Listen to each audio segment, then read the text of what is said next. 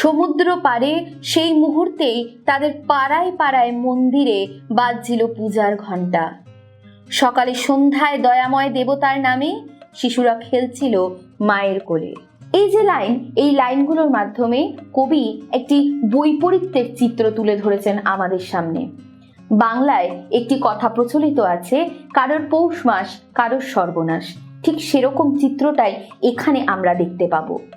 একদিকে ইউরোপীয় শক্তির অত্যাচারে সাম্রাজ্যবাদী হিংসাত্মক যে এক পরিস্থিতি সৃষ্টি হয়েছে, যা আফ্রিকাকে এবং আফ্রিকার মানুষদের জীবনকে বিপন্ন করে তুলেছে, সেখানেই অন্য পারে কিছু মানুষ অর্থাৎ ইউরোপীয় মানুষরা তাদের জয়ধ্বনি গাইছে, তারা পুজো করছে, কোথাও মন্দিরে ঘন্টা বাজছে, আবার কোথাও শিশুরা মায়ের কোলে নিশ্চিন্তে ঘুমোচ্ছে কিংবা খেলছে।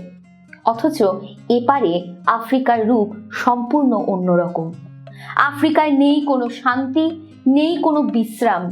সেখানে শিশুরা নিশ্চিন্তে মায়ের কোলে ঘুমোনো তো দূরস্থান, এমনকি মায়েরা, এমনকি সমস্ত মনুষ্যকুল আফ্রিকায় সেখানে তাদের অস্তিত্ব বিপন্নতায় ভুগছে। সম্পূর্ণ ভিডিও দেখতে ডাউনলোড করো আচার্য অ্যাপ।